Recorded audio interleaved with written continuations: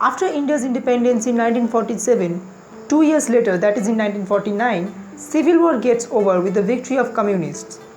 The national formed Republic of China in Taiwan, and on the other hand, communist formed People's Republic of China nowadays, which is known as China.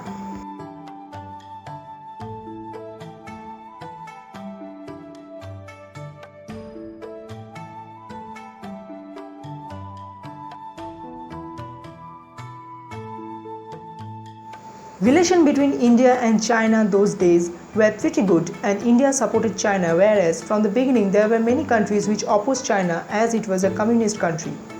Countries like America, England opposed them and rejected them in international forum. The unknown fact is that in 1960s, when China was given the veto power, it was first offered to India, but former Prime Minister Jawaharlal Nehru rejected and proposed it to be given to China. Zhou Enlai was the premier. This post is like the Prime Minister post in other countries. Mao Zedong was the chairman, and Maoism ideology came from his name. Tibet was a semi-autonomous kingdom, which means it was quite independent. It had its own system, and Dalai Lama was a spiritual and political leader over there.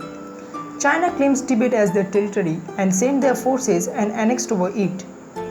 India didn't oppose it. As a result, after China annexed Tibet, India and China had to share a common boundary, as Tibet was no longer a buffer state between them.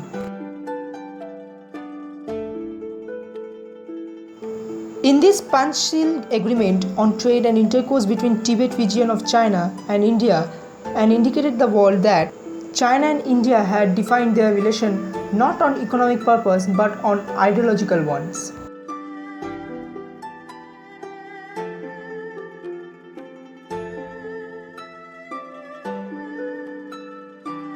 It was probably the main reason for 1962's Indo-China war. The border was disputed since British rule in India and Chinese Empire's time period. Means there was no fixed border marking between India and China.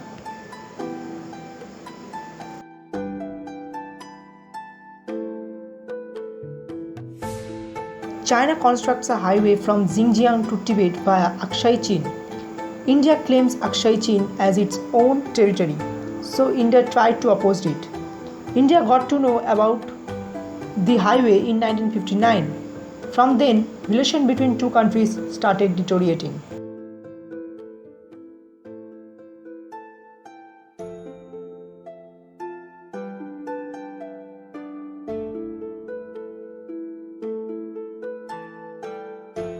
In 1959, the people of Tibet led an uprising against the Chinese army, but the Chinese army crushed the uprising.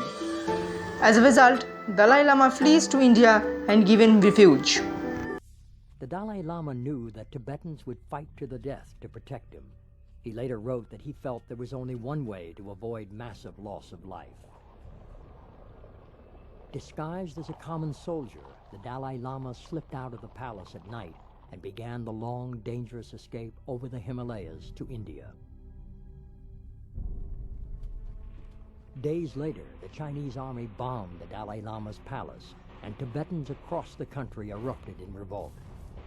The Tibetan uprising was crushed and became the justification for a ruthless crackdown against all resistance to Chinese rule in Tibet.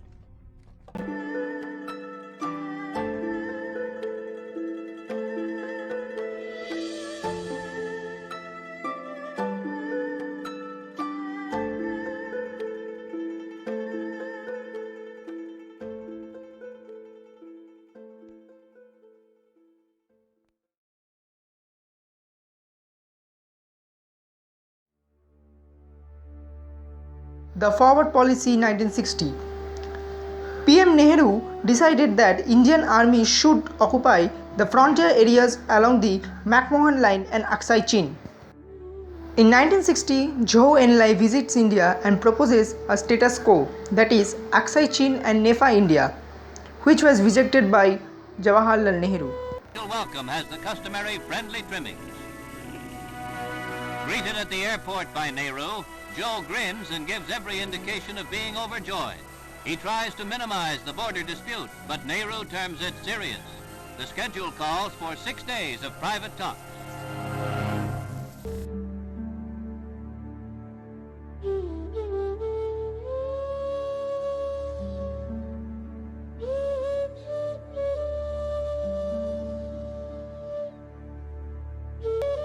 As a result, on 20th October 1962, the war began. It ended till 21st November 1962. Then China ran over Sneha and Toning in 4 days only. A lull in fighting for 3 weeks as negotiations started. Then again a week of intense fighting in Aksai Chin and Nefa started.